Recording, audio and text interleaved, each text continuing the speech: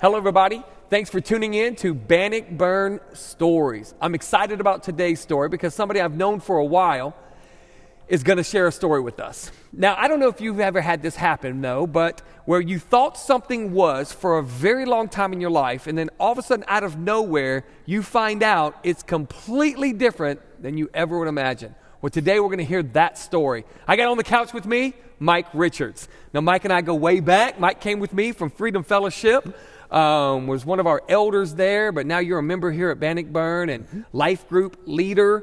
And so I just appreciate you very much as not only just a friend, but just somebody who's been a great leader and helper in my life. And so I'm super excited to have you on the couch, especially to share your story, okay? Because this is one of those stories that's going to make people go, what? Okay, so very excited. So let's just kind of start in the beginning. We'll just kind of jump in, all right? Where are you from? And let's go with that. All right. I was born in Seattle, Washington, and my mom was, she told me she divorced my dad before I was born. So I came home to a single mom. Mom was a receptionist by day and a cocktail waitress at night. So I was a latchkey kid growing up. I remember coming home from elementary school, do my chores, do my homework, prepare my dinner, go to bed on time, maybe. No siblings? No siblings, nothing. It was just me and Mom. We were in an apartment in Seattle, a busy street. Life was okay. Money was tight. In fact, there are a lot of things we didn't have. I just learned to do without. And because of that, when I was 11, I started working. And I've worked, well, literally ever since. But I worked because I needed money because I didn't have anything else. I didn't have family. I had a few friends, and they had brothers and sisters, and I was a little jealous of that. They even had a mom and a dad. I thought it was kind of weird. Live in a house, so I wanted that, but I didn't really know I wanted that. Mom gave me a Bible when I was a kid, and that was my church right there, if you want to say that. We never really went to church, so I didn't know anything about the Bible. She didn't teach me anything. Of course, she wasn't home. So anyways, I think when I was 19, my life really changed dramatically because that's when I met my wife, Rebecca. And that's when I met my dad. They had divorced, Mom told me, before I was born because he was connected with organized crime. And in fact, he'd gotten run out of Seattle just before I was born.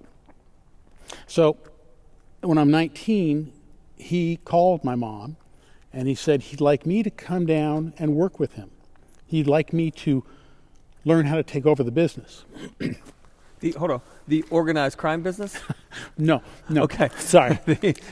When he left Seattle, he went to New Orleans. Okay, to New Orleans. And while he was in New Orleans, he owned several establishments, clubs, massage parlors, gotcha. Stuff. Yeah. And he wanted me, because I'm his son, he needed someone to follow in his footsteps, so to speak. So he had me come down, and I spent, I think I was there for like 6 weeks.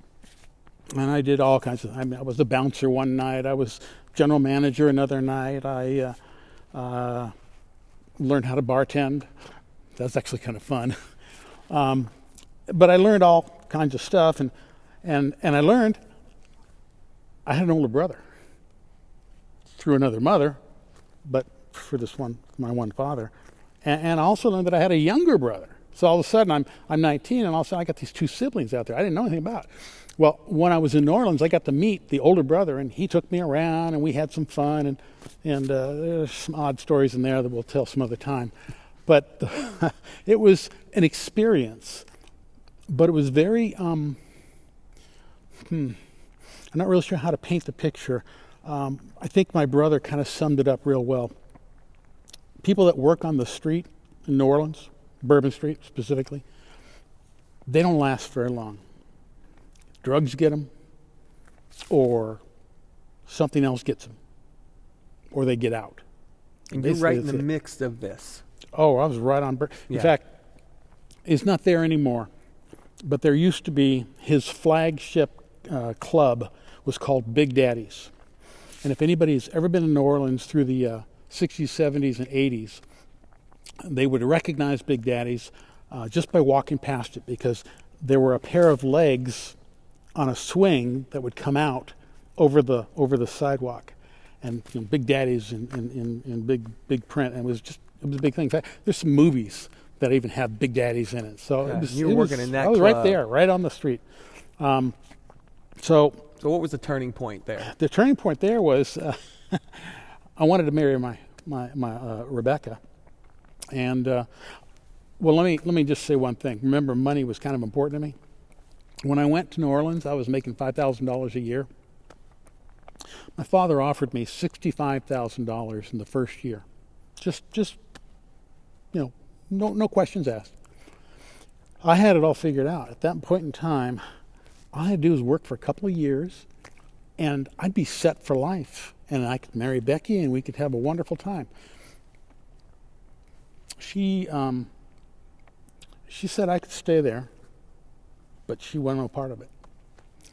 And so you had to choose. I had to choose. The money, the girl. Exactly. That was exactly what it was. And I'm just kicking myself thinking, she just doesn't understand. Trying to have both. Yeah. I even threw in the fact, I can buy a house. Cash, I can buy a house. No. So I walked away from that.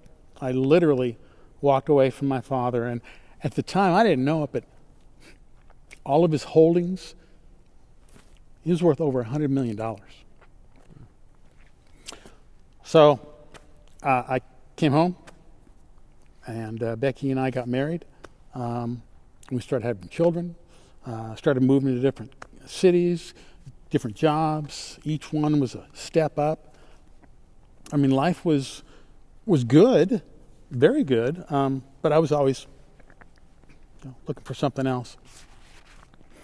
And I came to Austin in 88 and had our fourth child here. We decided that because we went to every city and we had a new child, we weren't moving to any more cities. We didn't want any more kids. But I got working here with AT&T, and I was here for 25 years with AT&T, and they blessed me. They really did. They took care of me. I mean, it wasn't the job that I loved, and I was so happy. It wasn't me. It was a job that paid me a good salary that allowed me to do what I needed to do for my family, for my friends, for my church, whatever. And we started going to church years ago. In fact, when our first child was born, you go to church. You have a family, you go to church. Don't know what you do at church, just go. So at this point, you really knew about God, but wouldn't necessarily call yourself a Christian. Correct. You really haven't received Christ at this point yet. So married, correct, having a kid, still really don't know Jesus. Oh, no. Okay. No, not at all. I mean, I knew the name. Yeah. And I knew some of the stories. Mm-hmm. But, it was just all kind of, okay, well, it's what you do. It wasn't until we spent some time in California, and we got our third child there, our daughter. And that's when we actually were plugged in and really starting to make a difference, really starting to recognize things. We got here, and we were engaged in church. Life was even better. It was just I believe I had the quintessential American dream. I had a house. I had 4 lovely children. I had a beautiful wife. Been married for X number of years. How could it get any better? Well, my dad took a turn for the worse. And I had to go and my younger brother and I met out in Las Vegas, where he was living now, and visit him when he was in the hospital. And his granddaughter told me at the time, okay, so here's the deal. He doesn't look good. He's going to pass. There's a stipulation in the will that you have to take a DNA test to be an heir. And I kind of figured that was a formality because, obviously I'm his son. But the other funny thing was I didn't really think I was in the will because you left. Yeah. But I figured, maybe there is a brass ring out there. Okay, sure. And again, net worth of what? $100 million. $100 million Yeah. net worth to this guy. Yeah. Now, I just want to back up just for a second. During that period of having kids, going to church, you did receive Christ during that time. Yes. I want to clarify that. Let me clarify. When my first child was born back in '78, I kind of had these set of goals. Mm-hmm. One of them was to have a family. Well, I figured divorce was never going to be an option in my family because my mom got divorced when I was born. Never was divorce going to be an option for me. So what do you do to not get divorced? Well, I figured I got to go to church. I got to raise this family in a godly environment. I didn't know what a Christian environment was. I knew what a godly environment was. So I went to a little Baptist church with my wife and my new baby, and the pastor there led me to Christ, baptized me, and I started on the road. Started that relationship. Exactly. Walking, that journey, Exactly. as we'd say. Yeah, exactly. Of following Christ. Okay. So let's go back, fast forward. Okay. Kids, you know Christ now, growing in your relationship with the Lord, and you get this thing about, hey, you got to have a DNA test to be in the will that has hundreds of millions of dollars in it. Yes. Okay. And you just have to be related or biologically. Yeah, that's it. With this man. Okay. Yeah. Tell me what happened. So he dies. We got the word. I go out to buy a suit to go to the funeral. I'm literally in the department store checking out the suit I was going to buy, and I get a phone call from the lab that did the DNA. And they said, basically, he's not your dad. I'm 57 years old, and I just learned he's not my father, which means my younger brother's not my younger brother. I went home, and I brought my mom down here, so now she was living near us, and I asked her, what's going on? Why is he not my dad? Problem is, my mom had dementia. So she had her moments of lucidity, and I finally got her into a moment of lucidity, and she admitted that no, he wasn't. She really didn't know who was. They never really were married. So in other words, it was a lie. My first 57 years was a lie. I didn't take that very well. All of a sudden, it's like that 100 million really wasn't even a consideration anymore. It wasn't that I lost it.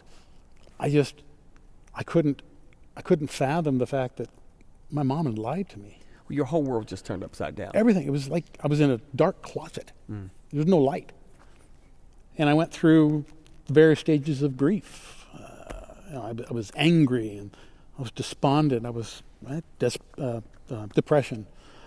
And finally, I came to terms, and I recognized, all right, that's life. And the problem there is, I'm 57 years old. My mom's not there, and then she dies shortly thereafter. There's nobody alive that could have filled in any blanks. So the chances of me finding my real father, I didn't think I had a ghost of a chance. So, well, praise the Lord, I'm still here in Austin. I'm still going to church, and I'm still, still got a great family. And so I went through the despondency and all that fall-de-ra,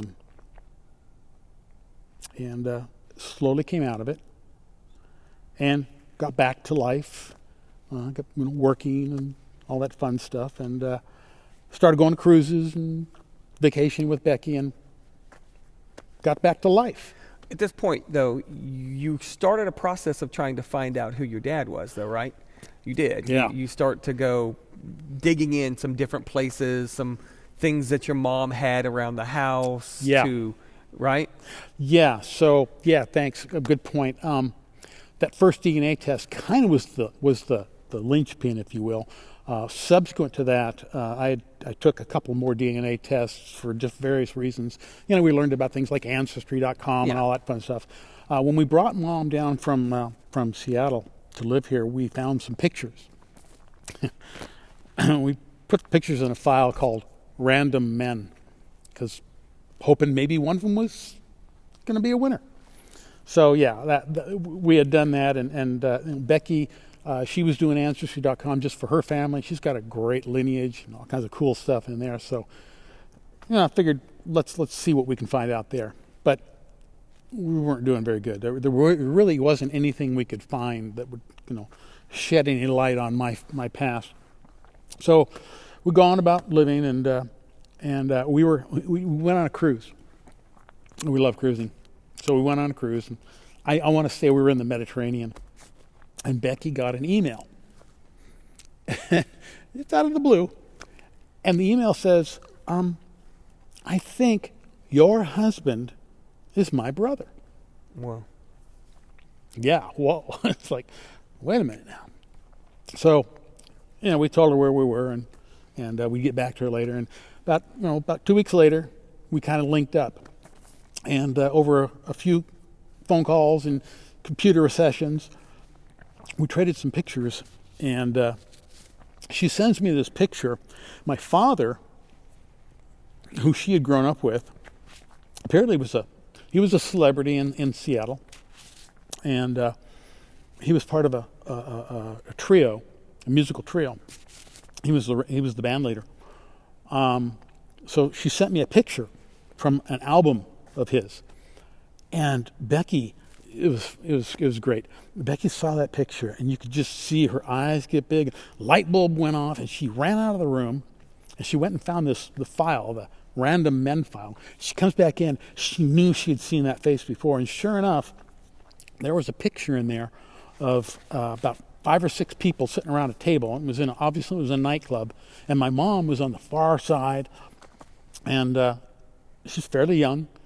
And she's sitting on the lap of some guy, and that some guy was the same guy in that picture that my now new sister just sent us. Oh. So we trade the pictures, and both of us said the same thing: winner, winner. So there's some CSI going on here, okay? Y'all are doing some serious investigating, you know, to pull all this together. So now, I mean, you go from you said a depression, of darkness, of you know, my whole life has been a lie for 57 years to, okay, here comes an email out of nowhere after some Ancestry.com stuff, and you're putting the pieces together. Mm-hmm. What's going through you? I mean, what's kind of happening? Are you getting? Is there an excitement of, okay, wait a minute, it's like Christmas time here. I'm learning this new life that I may have. I think that's a great way of putting it. It was like I just stepped out of that dark closet into the floodlights, and it was like, wow, I really didn't know how to process it. There were so many things hitting me, and yeah, I mean, probably the first thing was, praise God, this is amazing. And this couldn't have been human. This had to have been God intervention. It was just wild. You know, subsequent to that, I met with them. I've actually met with all my brothers. My father passed years ago, and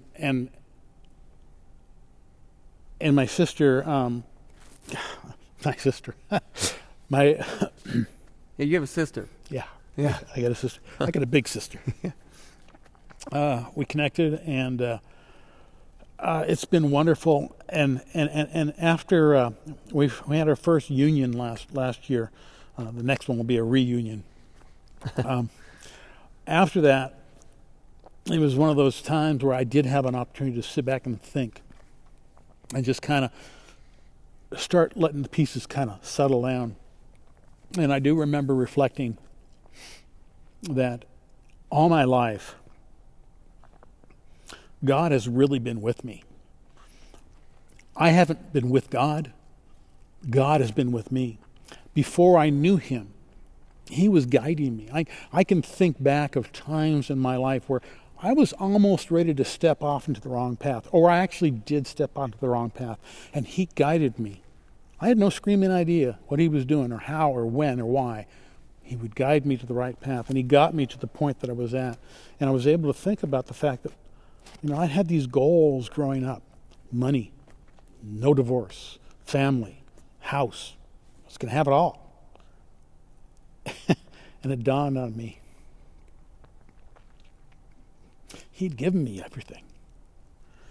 He'd given me riches that were so safe. They were never going to rust or be eaten by moths. I had a relationship with Jesus that superseded anything else. And it was like being in a nice, warm, hot tub kind of thing. You're enveloped by this warmth and this joy, and it was like it couldn't have gotten any better. It can't get any better. He filled that void. That void that I've been trying to fill with money, I realized he had filled it for me, and I was not, all the money was kind of going over the side because it was already full. Yeah. So this possibility of inheriting, $100 million of so out the window. Yeah. Because God already gave you Yeah. everything you needed. Yep. I had more than I needed. I do have more than I need. Wow. Yeah. Well, Mike, thank you for sharing your story. Just an incredible story. And I'll ask you one thing. I've been asking this question here. If someone's watching this and maybe they're going for that, maybe they're chasing that dollar or chasing those things, those goals that you chase that, and now in your 60s that you're saying, God showed me a lot of things through that. What would you say to those who are watching, that may be chasing those things as well? How do they settle into what you've learned through that? Get your priorities in order. Recognize God and Jesus is number one. If you can just put that